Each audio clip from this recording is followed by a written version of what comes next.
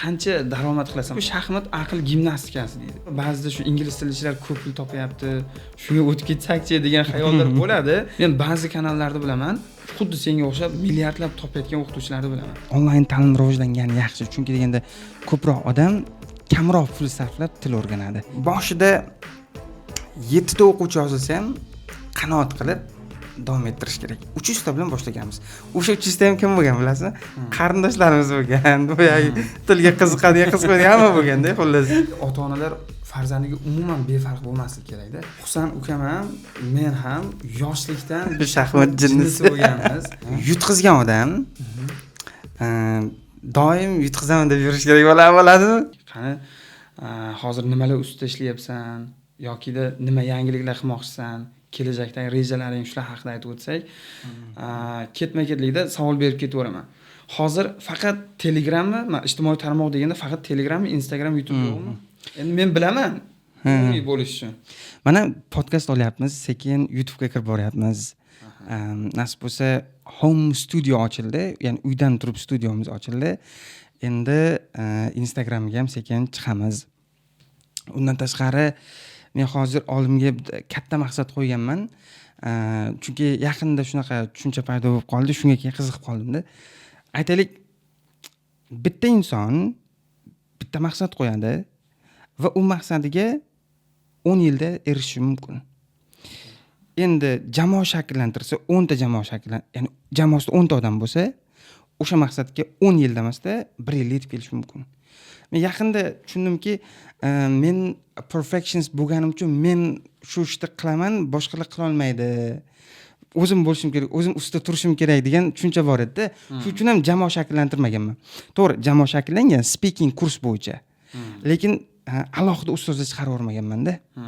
Endi alohida xuddi o'zimga o'xshagan speakingdan yoki listening, reading, boshqa skilllardan o'qituvchilarni jalb qilmoqchiman va ularni ham xuddi o'zimga o'xshagan kanal bo'ladi, o'zini shaxsiy o'quvchilari bo'ladi, jamoa shakllantiraman-da. Shunda men o'zimga qo'ygan maqsadlarim bor, contribution jihatdan ham, financial jihatdan ham.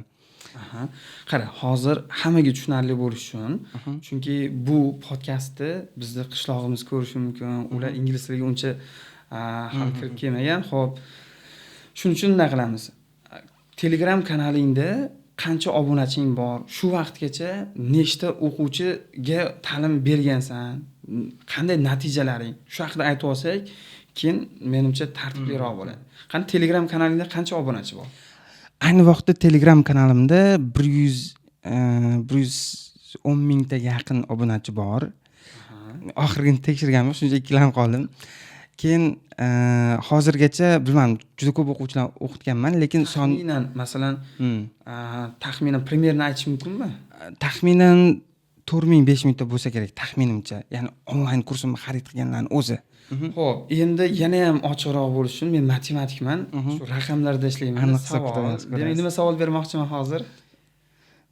Bilmadim. Xo'p, qancha daromad qilasan? Mana, mayli bizga aniq summasini aytma, chunki onlaynda har xil bo'ladi bu savolga javob. Hammaga qiziq. Juda, masalan, meni o'zimga ham qiziq hozir. Qancha topayotganing, masalan, men bilmayman hozirgi vaqtda. Endi uni ochiq, aniq raqamlar aytishim qanchalik to'g'ri? Xo'p, mayli, boyagi biz oraliqda ayt. Taxminan. Xo'p, 2000 plus deylik. $2000 ko'proq. Xo'p. Bu hamma yozda masalan juda ham ko'p bo'lib ketadi. Shunaqami? Endi yoz biz uchun sezon. Chunki deganda yozda Toshkentdagi hamma viloyatga ketadi. Hattoki offline o'quv markazlari yopadi, to'g'rimi? Kanikul deydi, yopadi. Lekin onlaynda ketaveradi u narsa. Shuning uchun ham onlaynda ko'proq yozlar. Husanni o'zi sal aytishga bu borada nima deydi? O'zi aytsa sal bir maqtanayotgandek bo'lib qolishi mumkin. Shunga men qisman qo'shimcha qilib aytib ketaman. Husanga o'zim juda havas qilaman, sababi o'qituvchi bo'lib turib milliardlab pul topdi-da o'qituvchilikning orqasidan. Men uchun bu, masalan, men matematikman, har tomonlama hisoblab ko'rganman-da. Agar bir oyda 10 million topsa, 1 yilda qancha topadi? 10 yilda qancha topadi? shu 60 yilda qancha topadi? Odam o'zi 40 yil ishlasa o'zi tamom bo'ladi. Shu vaqtda qancha topadi? Hammasini hisoblab ko'rganman. U aqli hushim va matematika u yerda ishlamay qolgan.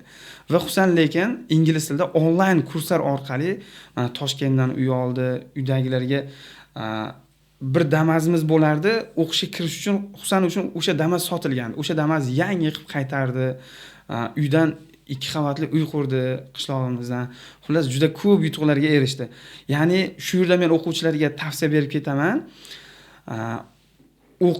Yaxshi o'qisa, zo'r o'qisa, o'zini fanning mutaxassisi bo'lsa, o'qituvchi bo'lsa ham juda ko'plab pul topsa bo'lar ekan.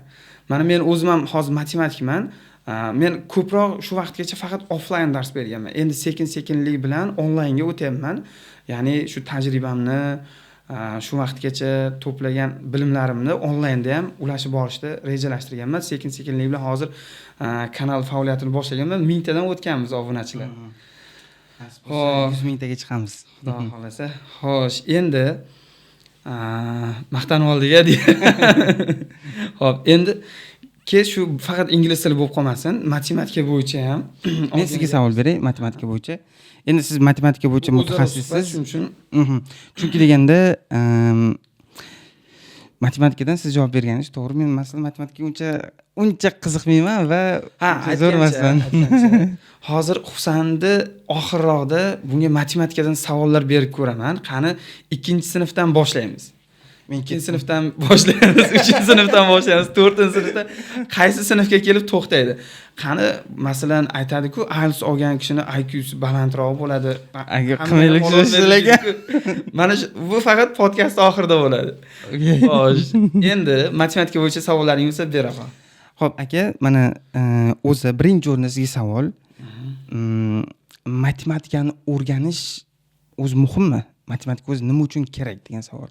Xo'sh, matematikani o'rganish muhim.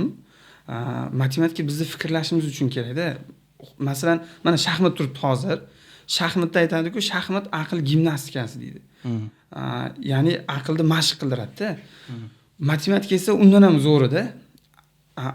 Shu miyamizni sport zali, miyamizni mashq qildiradigan zona. Shu qancha matematikani chuqur o'rgansa, shuncha fikrlashi ham chuqur bo'ladi, uzoqni ko'ra oladi. Masalan, mana shu yerda ot turibdi hozir. Qayerga yura oladi? Bu yerga yurgandan keyin yana qayerga yura oladi? Matematikani yaxshi o'rgansa, bu shaxmat o'ynashga ham juda ko'p narsalarga nima deydi, ta'siri bor. Endi masalan, Husanni o'zi sal nemisroq xarakteri bor. Masalan, matematika kerak emas, kalkulyator bo'lsa bo'ldi. Mana shunday inkor etuvchilar bo'ladi-da faqat. Ularga masalan Abror Muxtor aytganday, qo'l borligini ham isbotlab berib bo'lmaydi. Unda inkor qilib turaversa, kerak emas deb turaversa, inkor qilib bo'lsa, ekstrem gapirdingiz-da. Qarang mana. Men matematika umuman kerak emas demaganman. Qarang, men aytganman, basic knowledge, ya'ni basic knowledge bo'ladi-ku, ya'ni nima deydi, fundamentni bilsa bo'ldi. Karakaran bilsa, pul sanashni bilsa, me'yorda o'rgansa yetadi. Mana cosinus, katanginiz bir narsa chuqurlash shart emas demoqchiman-da. Uni o'zini mutaxassislari o'rgangan ma'qul deb o'ylayman. Men masalan pul sanash bilsa, kalkulyator bo'lsa bo'ldi, umuman matematika o'rganmang demoqchi emasman. Xo'sh, endi matematikada bu fikrlar men o'zi qaraydi, matematikani o'rgansa, boshqa fanlarni ham zo'r o'rganadi. Chunki matematikaning ma'nosi yunonchadan fanlarni bilish degan ma'noni anglatadi. O'zi matematikani yaxshi bilgan kishi qolgan fanlardan ham zo'r o'qiydi. Faqat masalan adabiyotdan 2 olayotgan, 3 olayotgan bo'lsa, u adabiyotga qiziqmaganidan, u matematikani yaxshi bilsa, adabiyotga ham qiziqsa agar, shu lider o'quvchi, adabiyotni zo'r o'qiydigan o'quvchidan ham o'tib keta oladi. Chunki matematika bu mohiyati bilan, bir mantig'i bilan o'rgatadi-da. Men o'zim qancha masalan matematik bolalarni ko'rganman, o'zim Toshkentda ishlaganimda ham matematikani bilgan kishi sal umumiyroq fikrlaydi baribir ham. Teranroq fikrlaydi, u seziladi baribir.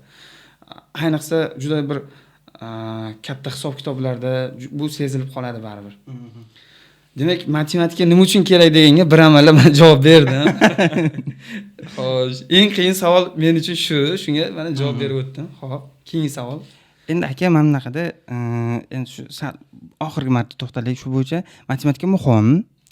basic knowledge, fundamentni bilsa bo'ldi va o'zini sohasi bo'lmasa fundamentni bilsa bo'ldi deb bilaman. Lekin juda chuqurlash shart emas agar o'sha sohasi bo'lmasa. Xo'p, men endi shunaqa o'ylayman. Masalan, ikkovimiz bitta daraxtga qarashimiz mumkin. Men oxirgi yetkazib olay, uzr. Bitta daraxtga qaraymiz. Siz bu daraxtga qarab aytasizki, "Wow, chiroyli ekan" deysiz. Men qarab aytishim mumkinki, bu daraxtdan qancha pul topishar ekan yoki qanday qilib sug'orar ekan deyishim mumkin-da. We're looking at the same thing but we're looking at from a different angle, you know. Boshqa tarafdan qarayapmiz-da. Bitta narsaga qarayapmiz, faqat boshqa tarafdan xayolimizga boshqa fikr keladi demoqchiman. Hammani o'zining dunyoqarashi bor demoqchiman-da. Endi men javob berib o'taman. Sen shu basic, ya'ni asosiylarini bilsa, hisob-kitobni bilsa deyapsan. Qara, kecha men bir podkast ko'rdim. O'zimni ustozim Rashtaga Kulliyev shunday deb ketdi-da. Shu joni senga aytib beraman. O'zingni misolingni aytib beraman. Sen hozir basic bilasan matematikani, kerakli qismlarni bilasan, ko'paytirish, bo'lish, qo'shish, ayirish bilasan. Agar sen matematikani chuqur o'rganganingda, hozirgi darajangga, mana matematikani basic bilib ham hozirgi daraja millionlab, milliardlab pul topding, lekin matematikani yaxshiroq bilganingda, yana chuqurroq bilganingda sen yana bitta qadam tepada bo'lgan bo'larding.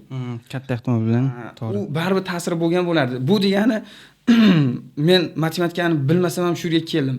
Bilganingda undan ham zo'r bo'ladi. Yana bitta qadam tepaga ko'tarilgan. Mana shu yaxshiroq misol bo'ladi.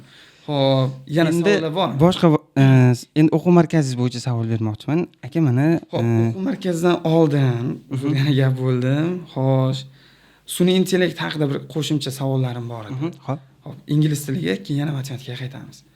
Xo'p, bu endi dehqoncharoq bir podkast bo'lyapti. To'g'ri tushunasizlar. Xo'p, endi savol. Ingliz tilini noldan ChatGPT orqali o'rgansa bo'ladimi? O'rganganlar bormi hozirgi kunda? Men eshitmagan ekanman-da, hozir hayron qolyapman. ChatGPT orqali faqat o'shandan o'z til o'rgansa bo'ladimi? Bilmadim, balki bo'lar, lekin men sinab ko'rmaganman. Birinchi marta bu savolga duch kelyapman. Balki bo'lar, lekin jarayon ancha uzun bo'ladi lekin. Chunki o'qituvchi qaysidir ma'noda yo'l yorituvchi bo'ladi-da. Aytadiki, "Bu yo'ldan ketma, men bu yo'ldan ket. Bu yo'lga borasan, oxiri topik bo'ladi, yana qaytib kelasan" deydi. Xuddi shu narsani ChatGPT bera olmaydimi? Qarang, til masalan men mana bunday o'ylayman-da. Til o'rganishda xatolar ko'p. Mana oddiy xatolar bor-da. Boya aytganim gapirishda masalan o'sha qo'rqadi, to'g'rimi? Xato qilib qo'ymay deydi. Shuning uchun unda speaking rivojlanmayapti. Kimdir faqat kitobga yopishib olgan bo'ladi.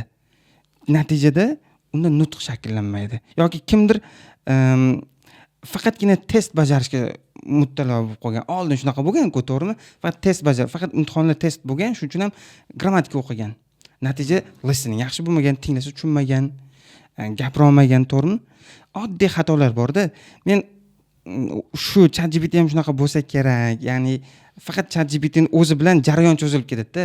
Chunki undan tashqari boshqa narsalar ham bor. Yo'q, masalan, mayli, mamda deb ko'ramiz. Kelajakda ChatGPTning o'zi ChatGPT bilan xuddi hozir odamdek gaplashsa bo'ladi. O'zbek tilida bemalol muloqot qiladi. Kelajakda balkim o'qituvchining o'rnini bosa oladimi yo'qmi baribir? O'qituvchining o'rnini bosa oladimi? Va faqat ayol savol bu o'zi aslida. Faqat ChatGPTning o'zidan turib ingliz tilini noldan boshlab o'rgansa bo'ladimi? ChatGPT bu tilni mukammal o'rgatib qo'ya olmaydi. Bitta o'zi, u lekin zo'r qo'shimcha bo'ladi til o'rganish uchun. ChatGPTdan to'g'ri foydalanish bu bir san'at. U juda katta yordam beradi. Hozirgacha juda ko'pchilikka yordam berdi. Bundan keyin ham yordam beradi. Faqat to'g'ri foydalanish kerak, to'g'ri promptlar berish kerak. ChatGPTning o'zidan faqat o'shanga bog'lanib qolish xatoroq. Chunki jarayon cho'zilib ketishi mumkin. Chunki deganda listening qismi bor-da. Til o'zi ko'proq birinchi input bo'ladi, keyin output bo'ladi. Input degani ko'proq eshitishingiz kerak. Ya'ni har xil inglizda suhbat qilyapti, uni tinglashingiz kerak. Ko'proq podkast ko'rishingiz kerak, videolar ko'rishingiz kerak. U qismda ChatGPTdan topish sal qiyinroqda. Lekin balki kelajakda ancha-muncha dominant bo'ladi, hukmron bo'ladi, lekin mutlaqo ingliz tili o'qituvchilarni ishsiz qilib qo'yadi deb ayta olmayman. Chunki qarang, til o'rganish qiyin. U jarayon. Til o'rganish nimaga qiyin bilasizmi? chunki bu vaqt talab qiladi, sabr talab qiladi, mehnat talab qiladi va davomiylik talab qiladi-da. Endi tasavvur qiling. Sabr yetmagan odam o'rgana olmaydi. Davomiylik bo'lmagan odam bir hafta o'rganib, keyin to'xtatib qo'yib, bir hafta o'rganib, to'xtatib qo'yib, u ham o'rgana olmaydi. O'rgansa ham shunchalar ko'p vaqt ketadi, jarayon cho'zilib ketadi-da. Shunaqa deb o'ylayman shaxsan. Xo'p, tushunarli. Xo'sh, faqat ChatGPT bilan gaplashaversa, faqat ChatGPT bilan shug'ullanaversa, bu ziyoni ham bormi yo'qmi? Masalan, til o'rganishda yo faqat foyda keltiradimi? Ingliz tili sohasida. Foydasi ko'proq ziyondan. Ziyon nima bo'lishi mumkin? ChatGPT barrim sun'iy intellekt, u faqatgina sal barrim fakeroq gapirishi mumkin, lekin hozir ancha yaxshilanyapti va ChatGPT aytmoqchi bo'lgan gapni esimdan chiqib qoldi. Xullas ChatGPT yaxshi source, uni to'g'ri foydalanish kerak bo'ldi. Xo'p, endi o'quv markazi temasiga qaytaversak bo'ladi. Menimcha sen savol matematika bo'yicha-chi? Nima deb o'ylaysiz? ChatGPT o'zi yetarli bo'ladimi? Matematikani mukammal o'rganishga. Xo'sh, men ba'zida dars material tahlilayotganimda, masalan, tenglama mavzusini o'quvchilarga tushuntirib bermoqchiman. O'zim-ku mana 5-6 yildan beri dars o'tib, tenglamani qanday o'tish kerakligini bilaman, lekin ChatGPT dan ham so'rab ko'rdim. Tenglamani qanaqa tushuntirib bersam bo'ladi deyapman. Shunaqa zo'r ta'rifi bilan keltirib, chiroyli ochib beryapti mavzuni. Undan men foydalandim, lekin agar o'quvchini o'zi bo'ladigan bo'lsa, matematikani ChatGPT orqali o'rganaman desa, hali o'rgana olmaydi. Hali ChatGPT yetarli darajaga chiqmadi. Sababi bitta test beramiz, ishlab ber desa, bitta ikkita savolni baribir xato ishlaydi. Hali ko'p xatoliklar bor, lekin kelajakda menimcha matematikani ChatGPT orqali o'rgansa ham bo'lsa kerak. Endi bu kelajak haqida nimadir deyish qiyin. Xo'p, uzr aka, boya gapni eslab qoldim. Xullas, boya men aytdim-ku, til o'rganishda sabr kerak bo'ladi dedim-ku. Qarang, til o'rganayotgan vaqtda qaysidir nuqtada o'quvchi motivatsiyasini yo'qotib qo'yadi. Til o'rgangingiz kelmay qoladi. Chunki deganda uzoq vaqt talab qilyapti, mehnat talab qilyapti, sabr talab qilyapti-ku, doimiylik talab qilyapti. To'xtatib qo'yadi. Qiyin ekan, men uchun emas ekan. Har xil o'y xayol bo'lib qoladi qaysidir nuqtasida. O'sha vaqtda unga insonning motivatsiyasi kerak bo'ladi. ChatGPT emasda. Chunki inson haqiqat-ku u. U aytadiki, menda ham xuddi shunaqa bo'lgan. U sen to'xtamasliging kerak. Hozir to'xtasang, hech qachon o'rgana olmaysan, harakat qilsang o'rgana olasan, imkoni bor. Menda ham xuddi shunaqa bo'lgan. Chunki shunday nuqtaga u aniq keladi har bir kishida. Masalan, readingda bo'lishi mumkin. True bo'lsa false chiqib qoladi, false bo'lsa not given chiqib qoladi, yoki listening bo'lishi mumkin. Faqat 16 da qotib qoladi, ko'tara olmaydi. Yoki 6 da qotib qolishi mumkin, 7 ga chiqa olmaydi, yoki 6.5 ga chiqa olmaydi. Shu bir jarayonda qotib qoladi, qayta practice qiladi, o'xshamaydi. Men uchun emasmikan deb o'ylab qoladi-da ba'zan. Shu vaqtda inson o'qituvchisi kerak bo'ladi-da baribir. Shuning uchun ham ChatGPT o'qituvchilarni mutlaqo replace qiladi deb o'ylamayman. Qara, yana bitta narsa bor. ChatGPT shu yerda ziyoni tegadi har doim o'quvchilarga. Masalan, uyga vazifani bersa ham ba'zilar ChatGPT ga tashlaydi, ishlab keladi. Hamma fanni biladi, chunki ChatGPT uyga vazifani bajarib beradi. Yokida mana men onlayn test tashkil etaman. Onlayn testda ba'zilar 25 ta savolni yo 30 ta savolni 3 minutda ishlab qo'yadi. Bu o'zi inson unda ishlay olmaydi-da. ChatGPT dan foydalanadi.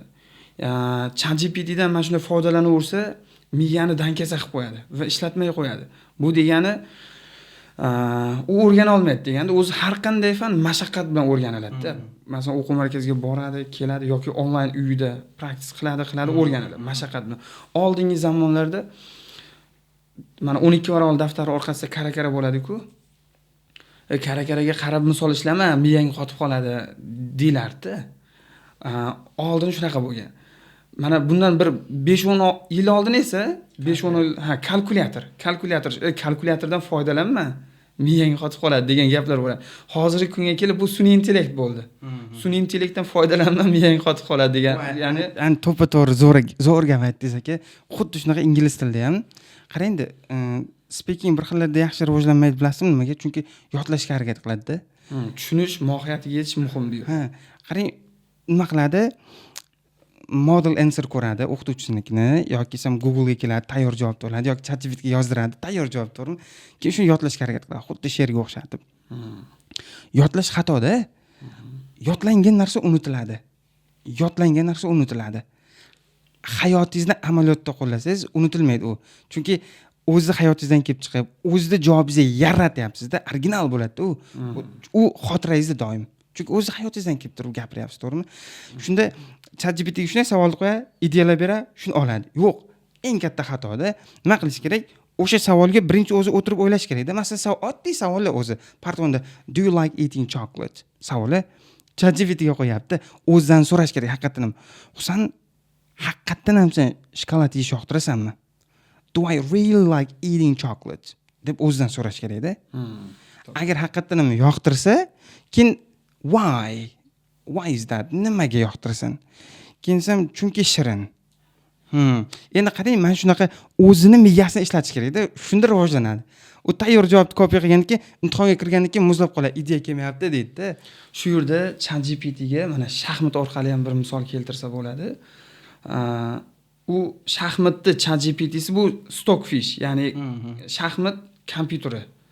Ular nima xud qanday oldindan bir 40 xudgacha ko'ra oladi-yu, odam unchani ko'ra olmaydi-da. Masalan, bitta o'yin bo'ldi. O'sha o'yinni tahlil qilayotganda o'sha botdan shunday so'rab qo'ysa javobini mana shu Stockfishdan, kompyuter shaxmatidan so'rab qo'ysa javobni aytadi. Lekin u nima qiladi?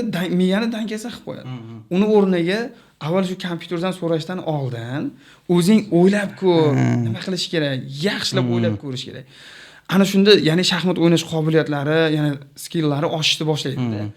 Ya'ni doim demak bizga bu sun'iy intellektlarni bizning miyamizni dangasa qilib boraver degan xulosaga qisman kelsak bo'ladi. Xo'p, bu ChatGPT temasini yopsak bo'ladi. Endi sekin-sekin yana sizga savol bermoqchiman. Xo'p, aka qarangda. Bir xillar matematikadan zo'r o'qituvchi, kimdir biologiyadan zo'r o'qituvchi, kimdir boshqa bir fandan yaxshi o'qituvchi-da. Lekin hozirgi kunda asosiy talab bu ingliz tili bo'lyapti, keyin blogerlik bo'lib ketyapti, hamma shu yo'nalishga ketyapti keyin. Chunki haqiqatan ham asosiy talab shu bo'lyapti-ku. Lekin siz nima deb o'ylaysiz? Mana shu matematika o'qituvchisi ham til o'rganib, men ingliz tili o'qituvchisi bo'laman deyapti-da ko'pchilik hozir. Yoki biologiya o'qituvchisi ham to'xtatib uni ingliz tili o'qituvchisi bo'laman deyapti-da. Nima deb o'ylaysiz? O'zini yo'nalishda ketib, aytaylik, o'zini viloyatida, o'zini qishlog'idadir balkim, o'sha yerda o'zini o'quv markazini ochib, noldan boshlab ko'tarilgan yaxshimi? Yoki onlayn ta'limda ingliz tiliga emas, o'zini sevgan kasbi, o'zini sevgan yo'nalishi biologiyadan yoki boshqa bir fandan, qiziqqan fandan ketgani ma'qulmi? Nima deb o'ylaysiz? Xo'p, birinchi bu yerda bitta narsa bor-da. Sen aytding, talab ko'proq ingliz tiliga deding. Lekin yoshroq qatlamda olsak, 3-sinf, 2-sinf, 1-sinf, 4-sinf, 5-sinflarni oladigan bo'lsak, ingliz tilidan ko'p matematika. Chunki ixtisoslashtirilgan maktablar bor, Prezident maktabi bor, Al-Xorazm maktabi bor. Bunaqa maktablar ko'p. Va chunki yoshlikda tildan ham oldin baribir matematika kerak-da. O'shanda deb bilaman men. Shuning uchun juda ko'p qatlam matematikada. Biz matematiklar ham to'g'ri ba'zida shu ingliz tilichilar ko'p pul topyapti, shunga o'tib ketsak-chi degan xayollar bo'ladi. Lekin aslida matematiklar o'zi hozir dankasa bo'lib qolgan deb o'ylayman-da. Matematikani o'zida ham biz ko'proq pul topsak bo'ladi. Men ba'zi kanallarda bilaman, matematikadan turib, xuddi senga o'xshab milliardlab topayotgan o'qituvchilarni bilaman. O'qituvchilarni o'zini hajga, umraga jo'natayotganlarni bilaman. Ya'ni pul topib, matematika o'qituvchisi bo'lib turib. Ya'ni shu Telegramda bor o'zbek auditoriyasi o'shalar. Ya'ni matematiklarni o'zi ham bemalol onlaynda ish faoliyatini olib borib, ko'proq pul topsa bo'ladi. Endi mana o'quv markazi offlayn ishlab juda katta pul topish baribir nisbatan qiyinroqda. Masalan, men o'zim hozir qishlog'imizdan, Surxondaryo viloyati Denov tumanidan o'quv markazi ochganmiz, Yorqin kelajak o'quv markazi. Hozir 4 oy bo'lib qoldi faoliyatiga. Hozir 100 dan ko'p o'quvchimiz. 100 dan ko'proq. Lekin men o'zim 100 bolaga dars beraman, 100 ta bolaga. kamida 6 soat 7 soat energiyam ketadi bir kunda. Energiyam ketadi. Va bu haftada 6 kun bosim bilan ishlayman. Mana shu 5-6 soatdan kamida uni o'y xayollar bilan 10 soat deb olsa ham bo'ladi. Bir kunda 10 soat ishimga o'zimni bag'ishlashim kerak. 100 ta bolaga dars berish uchun. Va 100 ta boladan keladigan pul menga 30 million shu atrofda bo'ladi. 30-40 million o'zi men ochiqcha aytib qo'ydim, ko'rdingmi? Xo'sh, shunaqa bo'ladi. Lekin mashaqqati juda ko'p. Senchi, sen 500 ta bola kursingga yozdirasan, oldindan to'lov qilinadi, to'lov olish ham osonroq. Oldindan to'lov qiladi, 500 ta bolani yozdirasan, lokta pul birdaniga tushadi va sen 500 tasiga 1,5 soat dars o'tasan bo'ldi. Haftasiga senda 4,5 soat dars o'tasan. Men haftasiga 30 soatdan o'tib ketadi men dars soatim bir haftada. Bir kunda mana 6 soat 7 soatdan ishlasam, agar uni keyin haftada 6 kun ishlasam, ko'paytirib ko'rsa, demak 40 soatdan. Lekin mana bunaqa joy bor-da. Birinchidan onlayn ta'limda ustul yetmayapti degan narsa yo'q. Onlaynda ikkinchidan degan u yerda bitta men emasda, boshqa o'qituvchilar ham ishlayapti. Masalan, men jamoamda o'zida mana shu dekabr oyidami, yo yanvar oyida, mana shu oyda olaylik, 385 dan 400 ga yaqin o'quvchi yozildi. Endi ularni o'ziga mana qara intermediate and advanced 15 ta ustoz, bunda 6 ta, 21 ta, bunda 2 ta, 23 ta ustoz ishlayapti. Mendan tashqari 23 ta ustoz ishlayapti. Keyin bitta administrator ishlayapti va anaqa checking qismi ham bor. Ya'ni nazorat qismi bor-da, control qismi. Jamoa bor, bu yerda 24 ta odam ishlayapti. Endi bu vazifalar bo'linib ketyapti. Shuning uchun men o'zimga yengillik bor. Siz u yoqda 100 ta bolaga bitta o'zingizsizda, shuning uchun sizga mehnat ko'p. Aslida siz ham mehnatni kamaytirsangiz bo'ladi, o'zingizga yordamchilar olgan holdada. To'g'ri fikr. Demak, men ozgina xato fikrlayman-da. Xo'sh, lekin baribirga ham onlaynda stul yetmayapti degan narsa bor-da. Biz bitta xonamizga 18 kishi maksimum sig'adi. Yo, offlaynda stul yetmayapti degan narsa bor, to'g'ri. Offlaynda stul yetmayapti degan narsa bor. Onlaynda u narsa yo'q. Xullas shunaqa. Endi ko'ramiz. Xo'p, aka, meni ham fikrim bor. Qarang-da, kimdir masalan shunga qiziqib, balkim shu sohaga kirib qoladi. Men o'ylayman, onlayn ta'lim rivojlangani yaxshi, chunki deganda ko'proq odam kamroq pul sarflab til o'rganadi. Ko'proq odam kamroq pul sarflab matematikani o'rganadi. Ko'proq odam bo'sh vaqtidan unumli foydalanib til o'rganadi. Bu onlaynda ustunliklari. Chunki deganda hozir masalan onlaynda uyda o'tirib internetda nimadir o'yin o'ynab yoki Instagram ko'rib vaqtni o'tkazaveryapti. Shuni bilimga sarflasa, qarang, bo'sh vaqtda kechqurun o'rganadi. Yaxshi-ku. Lekin qara, bir xulosa qilamiz shu yerda. Onlaynda o'qish uchun ham har qanday o'quvchi onlaynda o'qita olmaydi-da, chunki intizomli bo'lish kerak, u talabchan bo'lish kerak o'ziga nisbatan. O'shandagina onlayn darslar effektliroq bo'ladi-da. Lekin offlaynda buni o'qituvchi juda qattiq nazoratga olishi mumkin unga. Uyvasini bajarib kelasan. Ota-onangga telefon qilaman. Ya'ni baribir qattiqroq rejimda o'shanday bolalarga ham dars bera olish mumkin. Offlaynda ham o'ziga yarasha ustunliklari bor. Boya men xuddi offlaynda norozi kayfiyatda gapirib qo'ydim shekilli. Offlaynda mazza taraflari juda ko'p. Ayniqsa o'zingizning qishlog'ingizda turib, o'quv markazi ochib ishlasangiz, umuman boshqacha u. Sababi Toshkentda ham dars berdim. Registon o'quv markazida va yuksalish maktabida 1 yil ishladim. U yerda ishladim va hozir endi esa bu mavsumda o'zimda qishlog'imda ishlayapman. Nima farq bor? O'zimizning qishloqdagi bolalarga dars berganda odam ko'proq mazza qiladi, chunki ko'zga tushadi.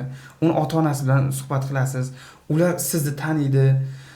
Ya'ni bir-biringizni taniganingizdan keyin baribir boshqacharoq bo'ladi-da u.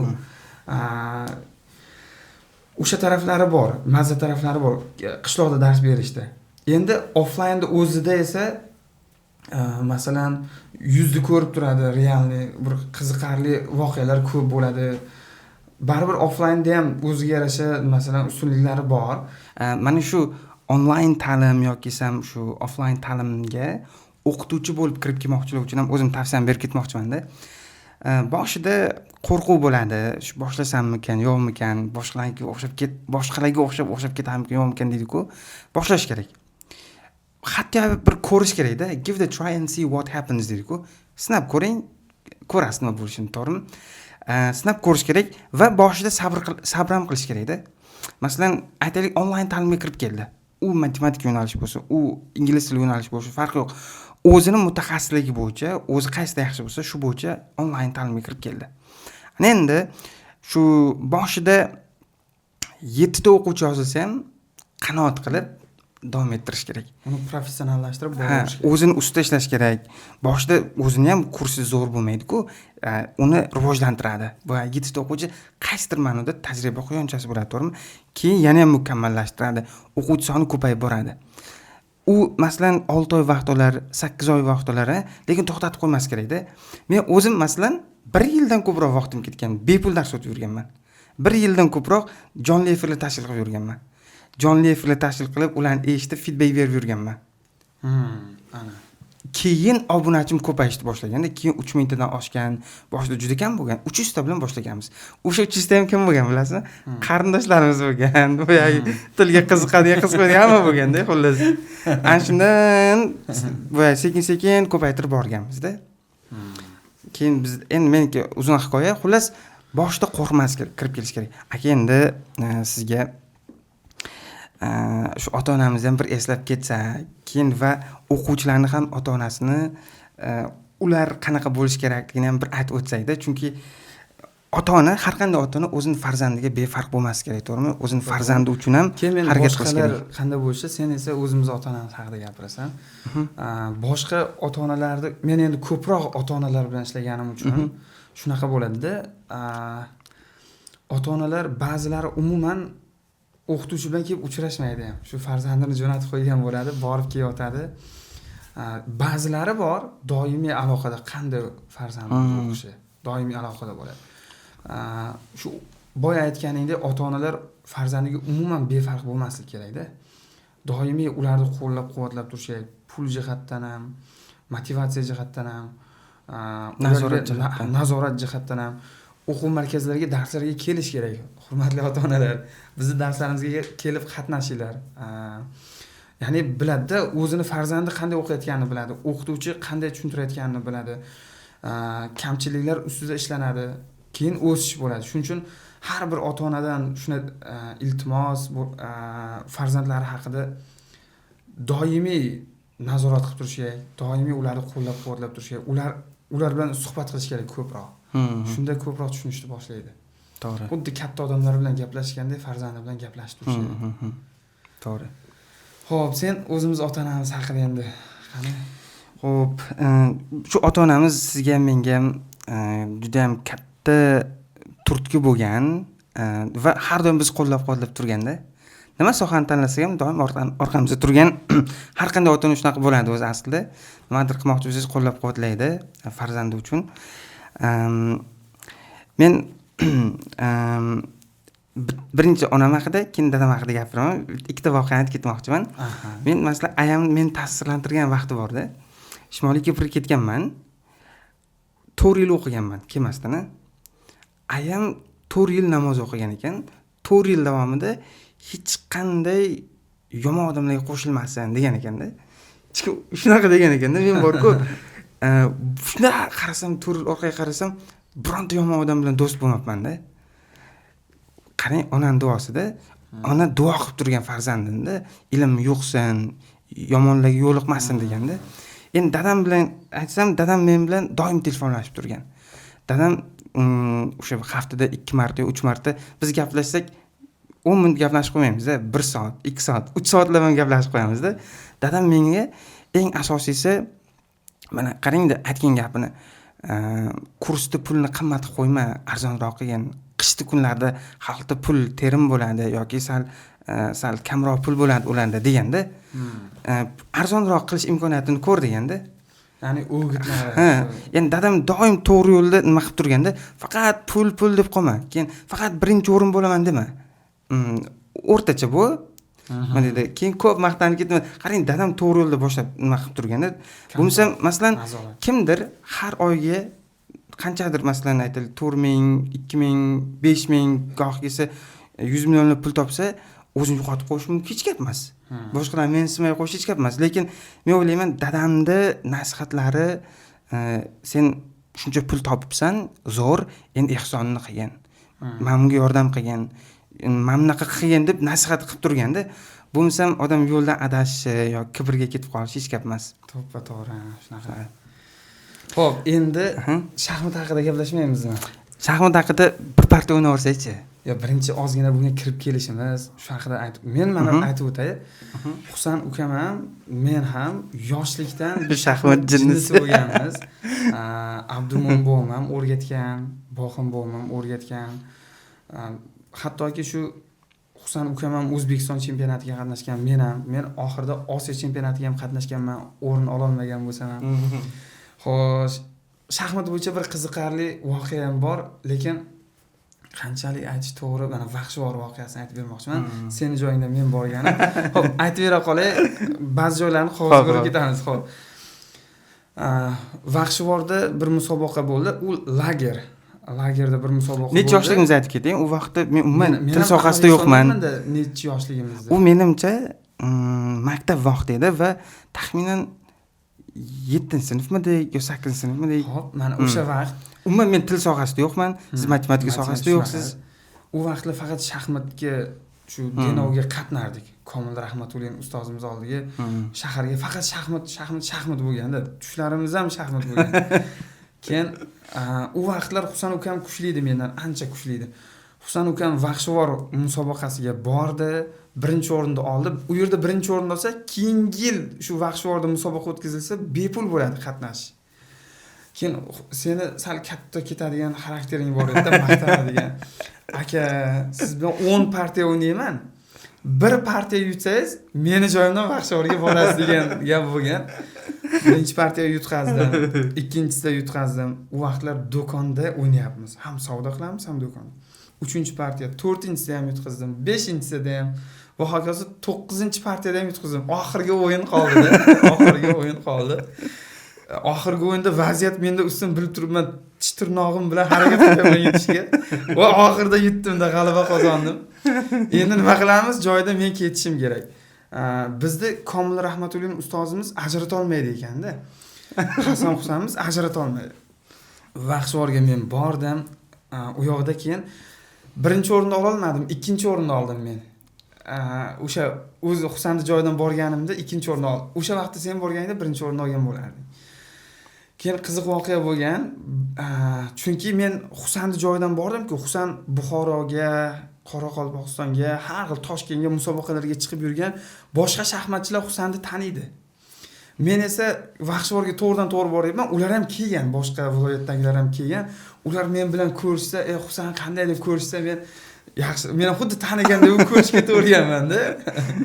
Va musobaqaga ham Husan Abdumo'minov bo'lib qatnashgan. Qiziq tarafi.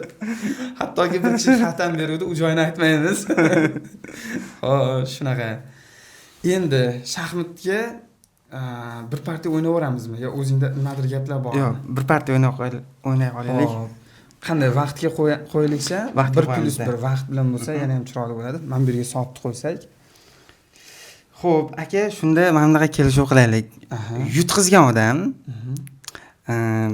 doim yutqizaman deb yurish kerak bo'ladimi? Xo'sh. Qaranglar, bitta narsa bor. Yo'q, mayli, kuchsizligini tan oladi, tamommi? Okey, mayli. Men kuchsizman deb kameraga qarab aytaman. Okey. Shaxmat bo'yicha. Xo'sh, kelishdik. Tezkor shaxmat bo'lyapti. 1+1 vaqt nazorati. Xo'sh. Bu yerda Sitsiliancha partiya o'ynalyapti. Yoshlikdan o'ynaydigan.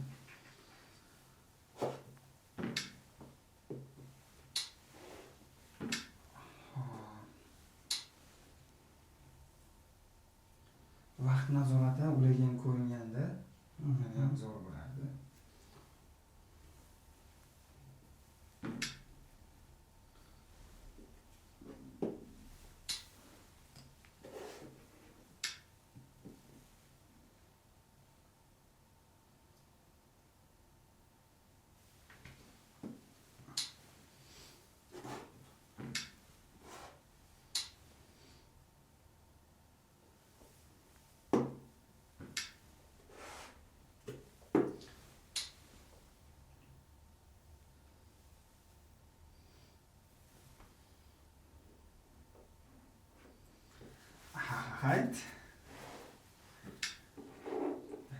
yaxshi.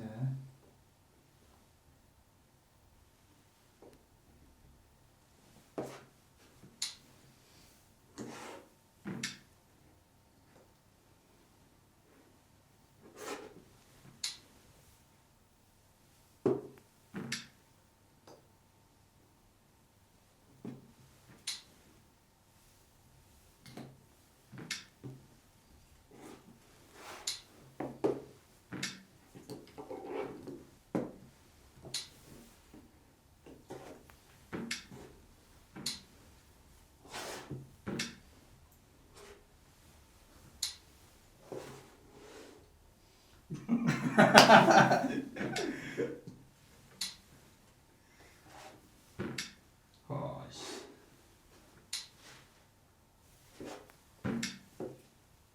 Oh. Ko'tardingiz, davay.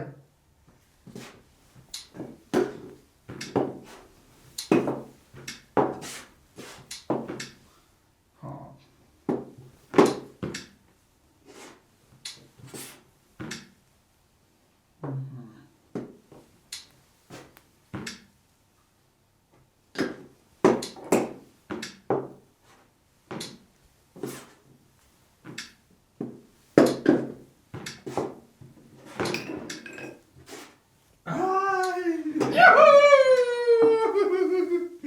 Xo'sh.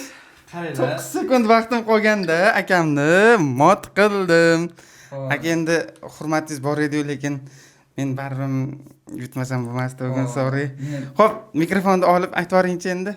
Xo'sh, mayli. Kim qaranglar. kuchli, kim kuchsiz? Qaranglar, vaziyat bo'yicha boy men ferzim ketib qoldi-da, men toshni urishga majbur bo'lib qoldim. Mana bu o'yinda agar hozir kamerada yaxshi ko'ringan bo'lsa, bir kompyuterga qo'yib ko'rsa ham 99.99% menda edi-yu ustunlik. To'g'ri, toshni ushlab qo'ydim. Hammada men yutqazdim, tan olaman. Husan kuchli. Hop, bugun seni kuning ekanda. Men yutqazdim, Husan kuchli. Oqlansa Xo'p. yaxshi emas-da. Xo'sh, endi bo'lmasa podkastni ham yakunlasak bo'ladi. Bizni shu yergacha tomosha qilgan hammaga kattakon rahmat. Vaqtlaringga rozi bo'lasizlar.